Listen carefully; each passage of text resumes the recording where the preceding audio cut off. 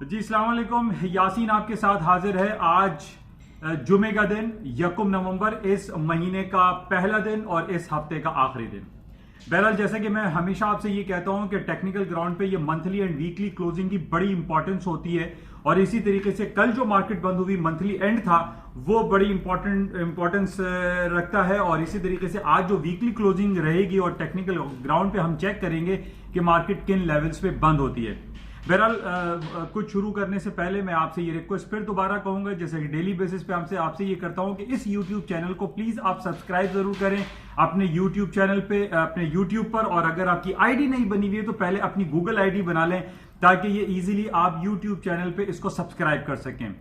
अच्छा, इसके साथ ही कुछ बातें। सबसे पहले हम एक अफसोसनाक, एक अलमनाक वाकये जो पाकिस्तान में पंजाब में रहीम यार खान के इलाके में हुआ है। पाकिस्तान की जो तेज गाम एक्सप्रेस थी उसमें एक अचानक आग भड़क उठी जिससे तकरीबन 80 लोग हलाक हो गए और ये बहुत अफसोसनाक वाकया है और जिसकी जितनी ज्यादा मजम्मत की जाए कम है, क्योंकि हमारे इदारे ये मुरूद इल्जाम हम उनको ठहराएंगे जिसमें ये कहा जा रहा है कि जनाब वो लोग अपने सिलेंडर लेकर जा रहे थे, उसमें खाना पका रहे थे तो अंडे उबाल रहे थे। मतलब व्हाट इज दिस? ये किस तरीके से हमारे जो रेलवे का इदारा है वो इन चीजों को चेक एंड बैलेंस नहीं करता कि लोग जो मर्जी आए ट्रेन में लेके चले जाएं। अभी ट्रेन में जा रहे हैं, कल को जहाज में भी यही सिलेंडर लेके जाएंगे और वहां अंडे पका रहे होंगे। मतलब अजीब अजीब हालात हैं कि कोई जिम्मेदारी लेने को कबूल नहीं कर रहा है कि इतने बड़े बड़े हादसा हो जाते हैं और एक दूसरे के ऊपर इल्जाम तराशियां हो रही होती हैं कि जनाब वो लोग सिलेंडर लेके जाते हैं तो भाई तो उनको रोका क्यों नहीं जाता, उनको क्यों नहीं स्टॉप करते कि ये चीज अलाउ नहीं है ट्रेन पे ले जाने के लिए।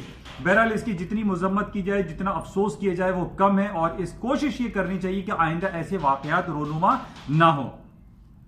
बहरहाल मार्केट के हवाले से बात करते हैं। कल मंथली एंड हो गया, कल अक्टूबर का महीना खत्म हो गया, 31 अक्टूबर खत्म हो गया, वो तारीख जिसमें ये कहा जा रहा था कि जनाब ब्रेग्जिट हो जाएगा और 46 साल के बाद बरतानिया यूरोपियन यूनियन से अलहदा हो जाएगा, जुदा हो जाएगा, उसको डिवोर्स हो जाएगी। लेकिन वहां की जो आवाम है, अब ये फील होता है कि 70-80% अब लोग वहां नहीं चाहते कि बरतानिया यूरोपियन यूनियन से अलहदगी इख्तियार करे, जिसकी वजह से यक के बाद दिख रहे डिफरेंट बिल्स पेश किए गए। डेविड कैमरून को रिजाइन करना पड़ा, थेरेसा मे को रिजाइन करना पड़ा। अब जनाब आ गए आपके बोरिस जॉनसन साहब जो ये बड़े और डींगे मार रहे थे कि मैं जनाब बरतानिया को 46 साल के बाद उसको खत्म करा दूंगा, अलग करा दूंगा, डिवोर्स करा दूंगा यूरोपियन यूनियन के साथ। लेकिन ऐसा नहीं हो सका। हालांकि उन्होंने क्वीन एलिजाबेथ को भी फीडबैक दिया और अपोजिशन ने यह कहा कि उन्होंने मिस गाइड किया है, मिसलेड किया है क्वीन को और उसके खिलाफ उन्होंने जो अपोजिशन लेबर पार्टी है उन्होंने इसके खिलाफ कुछ कार्रवाई भी की। दूसरी तरफ स्कॉटलैंड ने और यूके की जो सुप्रीम कोर्ट है उन्होंने उनके उस अमल को कलअदम करार दे दिया गया था जिसमें बोरिस जॉनसन ने यह कहा था कि जनाब मैं जो हूं यूके पार्लियामेंट को सस्पेंड करता हूं। बहरहाल बहुत सी बातें हुई पिछले 1.5-2 महीने से हम ये सिलसिला देख रहे थे, लेकिन कल 31 अक्टूबर को बरतानिया यूरोपियन यूनियन के साथ अलहदा नहीं हुआ बल्कि के साथ ही रहेगा। अच्छा, अब इसके अलावा जो अब सिलसिला है उसमें 12 दिसंबर को वोटिंग कॉल हो गया, नए इलेक्शन होंगे और ये हमारे पास रिकॉर्ड का हिस्सा है कि 4 साल में तीसरी बार बरतानिया में ये इलेक्शन हो रहे हैं और सिर्फ ब्रेग्जिट के हवाले से ही ये सारा सिलसिला चल रहा है। लेकिन बरतानिया वाले अब जो उन्होंने 23 जून 2016 को एक रेफरेंडम में यह कहा था कि वो यूरोपियन यूनियन से अलहदा होना चाहते हैं, लेकिन अब हमें देख रहे हैं कि जिसमें बार बार वहां पे बिल्स पेश हो रहे हैं और बरतानिया के लोग उसको रिजेक्ट कर देते हैं। उनकी अपोजिशन पार्टी, इवन उनकी कंजर्वेटिव पार्टी के जो लोग हैं अब वो भी नहीं चाहते कि वो बरतानिया से अलहदा हो, यूरोपियन यूनियन से अलहदा हों। उस अलहदगी के हवाले से डिफरेंट बिल पेश किया गया। डील नो डील के हवाले से बहुत सारी चहमगोइयां होती रही, बातें होती रही, डील एग्रीमेंट होता रहा, लेकिन वो सब मुस्तरद कर दिया गया और अब यह तय पाया है कि 12 दिसंबर को एक नए इंतखाबात होंगे, प्री क्रिसमस इलेक्शन होंगे और उसमें देखा जाएगा कि क्या बरतानिया के लोग लेबर पार्टी को चुनते हैं या कंजर्वेटिव पार्टी को चुनते हैं।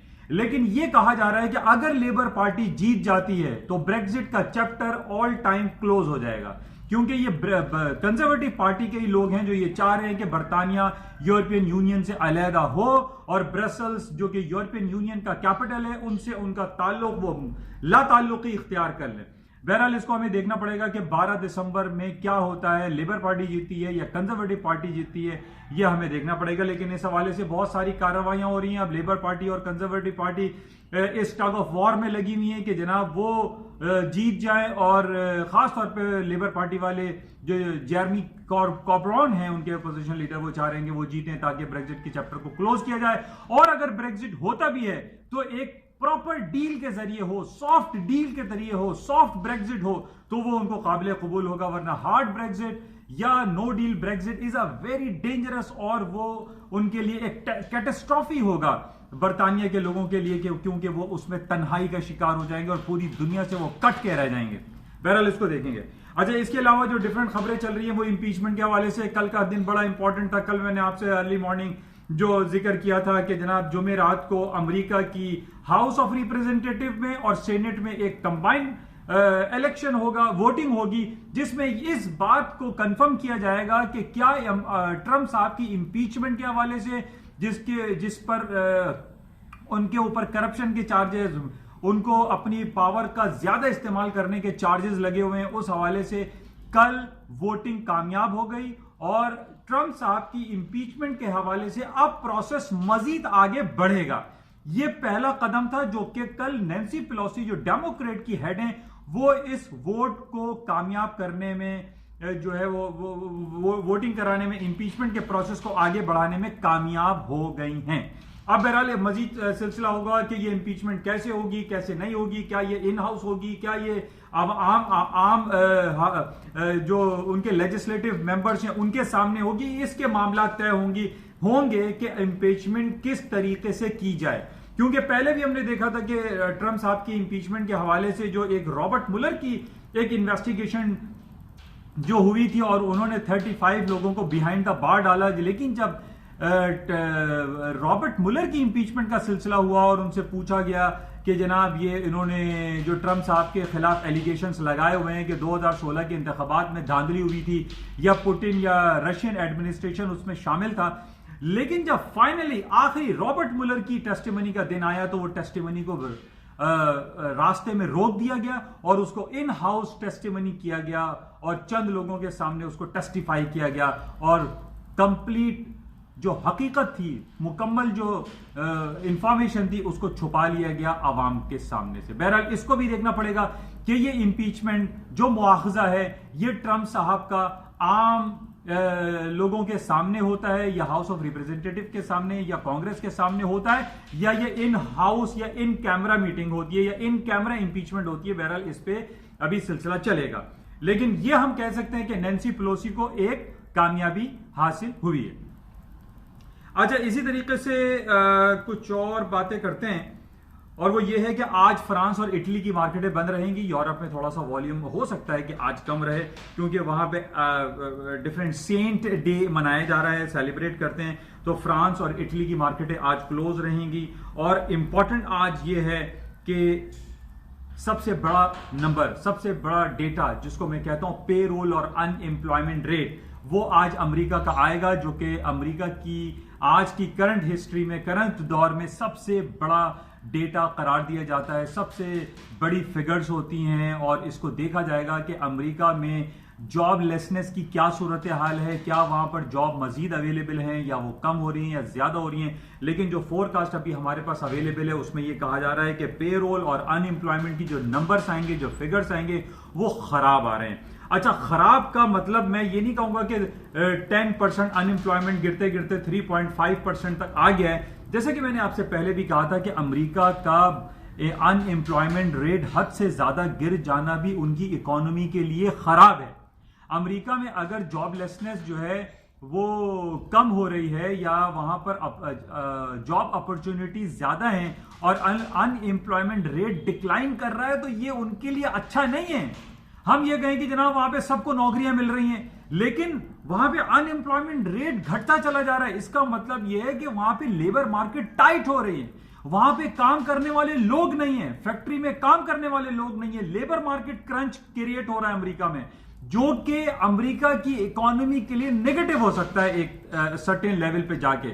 हालांकि पिछले 8-10 सालों में हम ये देख रहे थे कि अमेरिका का जो अनएम्प्लॉयमेंट जो रेट था वो 10% तक चला गया था, और ये कहा जा रहा था कि अमेरिका अपना इंटरेस्ट रेट उस वक्त बढ़ाना शुरू करेगा जब उसका अनएम्प्लॉयमेंट रेट 5% तक आ जाएगा। लेकिन आज हम देख रहे हैं कि अमेरिका का जो अनएम्प्लॉयमेंट रेट है वो 3.5% हो गया, और इस दफा जो आने की फोरकास्ट है वो बढ़ रही है। बैड कह सकते हैं, लेकिन फॉर द सर्टेन रीजन हम ये कह सकते हैं कि 3.6 आना या ऊपर की तरफ आना ये भी इकोनॉमी के लिए अच्छी इंडिकेशन हो सकती है, क्योंकि लेबर मार्केट क्रंच बेहतर होगा, क्रंच नहीं होगा बल्कि अवेलेबिलिटी ऑफ एम्प्लॉयज रहेगी। बहरहाल ये इंपॉर्टेंट डेटा है, शाम को 5:30 बजे आएगा, इसको हम देखेंगे कि क्या खबरें रहती हैं और इस पर मार्केट किन लेवल्स पे ट्रेड होती है। और इसके साथ ही जैसे कि मैंने आपसे कहा कि ये अर्निंग सीजन चल रहा है, आज कोई बहुत बड़ी अर्निंग रिपोर्ट जो है वो दिखाई नहीं दे रही। पिछले दिनों फेसबुक, अमेजॉन, एप्पल, माइक्रोसॉफ्ट ये तमाम अर्निंग्स आ चुकी हैं। जैसे कि मैंने पहले भी आपसे ये कहा था कि अमेरिका की जितनी बड़ी बड़ी कंपनीज हैं उनकी अर्निंग रिपोर्ट्स बहुत अच्छी आ रही हैं, आउट ऑफ एक्सपेक्टेशन बहुत अच्छी आ रही है। फेसबुक की बहुत अच्छी आई, एप्पल की बहुत अच्छी आई। बहरहाल आज कोई बड़ी कंपनी हमारे पास अवेलेबल नहीं है जिसका फिगर्स और नंबर्स का हम इंतजार करेंगे। तो आज हम देखते हैं, आज 1 नवंबर है, पहली तारीख आ गई है और मुख्तलिफ रिपोर्ट्स और फिगर्स मार्केट में अवेलेबल रहेंगे। लेकिन सबसे इंपॉर्टेंट ये हफ्ता हमारे पास रहा जिसमें अमेरिका ने 25 बेसिस पॉइंट अपना इंटरेस्ट रेट कट किया, और ये 25 साल में पहली बार ऐसा हुआ है कि एक के बाद दीगरे मुसलसल तीसरी मीटिंग में इन्होंने 25 basis point interest rate cut किया है। ट्रंप साहब का प्रेशर काम कर रहा है, ट्रंप साहब की इन्फ्लुएंस काम कर रही है, और वो ये कह रहे हैं कि जर्मी पावल जो है, जो फेड के चेयरमैन है, उनको चाहिए कि 1% इंटरेस्ट रेट कट कर दें। यानी बहुत सारी कंट्रीज हैं, जैसे स्विट्जरलैंड है, वहां पे -70.75 चल रहा है, जापान में 10 पैसे माइनस चल रहा है। तो अब ये कह रहे हैं, इसी तरह यूरोपियन सेंट्रल बैंक का 0 इंटरेस्ट रेट है। तो अब ट्रंप साहब कहते हैं कि भाई हम क्यों 1.75 या 1.50 इंटरेस्ट रेट रखे हुए, किस खुशी में रखे हुए।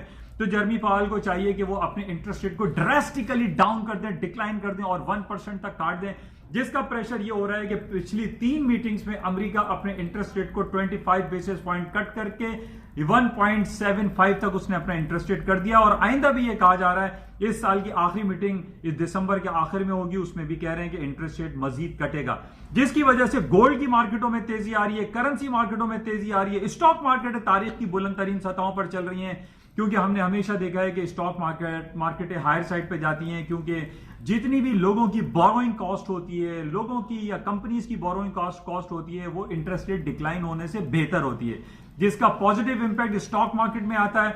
और डॉलर की मार्केटें डाउन होती हैं। गोल्ड में जैसे मैंने आपसे कहा था 1480 का लेवल बहुत इंपॉर्टेंट था, नहीं टूटा। कितनी बार आया है 1483, 1485, 1481, 82, लेकिन 1480 नहीं टूट रहा। और आज क्या है, मार्केट कल इसने हाई कर दिया 1515 का, 1516-17 का हाई हो गया। मार्केट के टेक्निकल्स को मैं अभी इसीलिए मैं आपसे ये कह रहा हूं कि कल मंथली क्लोजिंग थी, आज वीकली क्लोजिंग है, ये बड़ी इंपॉर्टेंस रखती है। और आज मार्केट अगर ये 1480 तो बहुत दूर हो गया, मार्केट तो अभी 1510 पे चल रही है, तो गोल्ड की मार्केटों में मंदी नहीं है, स्टॉक मार्केटें गिर नहीं रही हैं, सोना, चांदी, पैलेडियम, प्लाटिनम, गोल्ड सब मार्केटें ऊपर है। वजह क्या है, इंटरेस्ट रेट कट हो रहा है, अमेरिका इंटरेस्ट रेट काट रहा है और इसका पॉजिटिव इफेक्ट आ रहा है। करेंसी मार्केट ऊपर है, स्टर्लिंग ऊपर है, यूरो ऊपर है, सारी मार्केटें ऊपर जा रही हैं। आप स्विस फ्रैंक देख लीजिए, जापानीज येन देख लीजिए, वो स्ट्रांग हो रहे हैं अगेंस्ट वर्सेस यूएस डॉलर। तो इंटरेस्ट रेट कट होने के बाद हमेशा ये होता है कि डॉलर की मार्केटें गिरती हैं, करेंसी, गोल्ड, सिल्वर, स्टॉक्स में तेजी आती है, और यही हो रहा है। बहरहाल आज वीकली क्लोजिंग है और इसको हम देखेंगे कि मजीद क्या सूरत हाल होती है, लेकिन ओवरऑल जो सिनेरियो है वो अमेरिका की इकोनॉमी के लिए पॉजिटिविटी है। अमेरिका की बड़ी बड़ी कंपनियों की रिपोर्टें अच्छी आ रही हैं, अमेरिका की खबरें अच्छी आ रही हैं, अमेरिका के इकोनॉमिक इंडिकेटर्स अच्छे आ रहे हैं, वहां पे कहीं कोई खराबी दिखाई नहीं देती। तो बहरहाल ये इंपीचमेंट का हवाला, कल जो नैन्सी पेलोसी जीती हैं डेमोक्रेट पे कि जनाब एक पहली सीढ़ी उन्होंने क्रॉस कर ली है और ट्रंप साहब की इंपीचमेंट होगी सूनर और लेटर। लेकिन जैसे कि मैंने आपसे पहले भी कहा था कि इंपीचमेंट कॉल हो भी जाती है तो ये जरूरी नहीं है कि ट्रंप साहब जो है वो उनकी कुर्सी छिन जाएगी, ऐसा कुछ नहीं है। लोग इस खामो ख्याल में बैठे हुए हैं, वो तमाम लोग जिन्होंने शॉर्ट सेलिंग की हुई है वो बड़ी उम्मीद लगाए बैठे हुए हैं, मियां अब इंपीचमेंट कॉल हो जाएगी और ट्रंप साहब की सीट छिन जाएगी। कुछ भी नहीं होगा। सिर्फ ट्रंप अगर चले भी जाते हैं, वैसे पहली बात तो ये कि ट्रंप मेरी जहां तक स्टडीज है, मेरी जहां तक एनालिसिस है, ट्रंप साहब को कुछ भी नहीं होगा, ट्रंप साहब बरा जमा रहेंगे और अपनी सीट पे बैठे रहेंगे। लेकिन वो तमाम लोग जो इस सोच में और इस ख्याल में और इस उम्मीद पे बैठे हुए हैं कि जनाब ट्रंप की इंपीचमेंट कॉल का प्रोसेस कामयाबी की तरफ बढ़ रहा है और स्टॉक मार्केट क्रैश हो जाएंगी, नथिंग विल हैपन। अमेरिका के बैरोमीटर जो है, जो वाइटल साइंस है, वो सब पॉजिटिव है, सब अच्छे हैं, जिसकी वजह से कुछ नहीं हो सकता। पिछले भी 2 महीने पहले से हम ये गाना सुन रहे थे कि जनाब वो इन्वर्टेड बॉन्ड यील्ड बन रही है, तो वो जनाब रिसेशन हो जाएगा, ये हो जाएगा, अमेरिका तबाह हो जाएगा। कुछ भी नहीं हो रहा। अमेरिका की स्टॉक मार्केट तारीख की बुलंद तरीन सतहों पर है और मजीद तेजी दिखाई देती है। कल मंथली क्लोजिंग बहुत अच्छी आई, आज वीकली क्लोजिंग भी पॉजिटिव इंडिकेशन दे रही है। बहरहाल रात की क्लोजिंग पे इसको हम चेक करेंगे। इसके साथ ही जाते हुए मैं फिर दोबारा आपसे कहूंगा कि इस YouTube चैनल को, जो कि बहुत ही आसान अल्फाज में, उर्दू में, सहल इजी अंदाज में मैं आपसे बयान करता हूं कि पूरी दुनिया में इस वक्त हो क्या रहा है। तो बहरहाल गोल्ड की मार्केटों में ज्यादातर मेरे ये सुनने वाले गोल्ड हजरात काफी हैं, तो मैं ये गोल्ड वालों को ये कहूंगा कि गोल्ड की मार्केटों में डाउनफॉल अभी फिलहाल दिखाई नहीं देता। इंशाल्लाह आपसे राब्ते में रहेंगे और जाते हुए मैं आपसे जरूर कहूंगा कि इस YouTube चैनल को प्लीज सब्सक्राइब जरूर करें। YouTube आपकी अगर गूगल आईडी नहीं बनी हुई तो पहले गूगल आईडी बना लीजिए और इसको सब्सक्राइब जरूर करें। इंशाल्लाह आपसे राब्ते में रहेंगे और जो भी करंट मार्केट में हालात रहे तो इंशाल्लाह आपके साथ राब्ता बरकरार रहेगा। Thank you.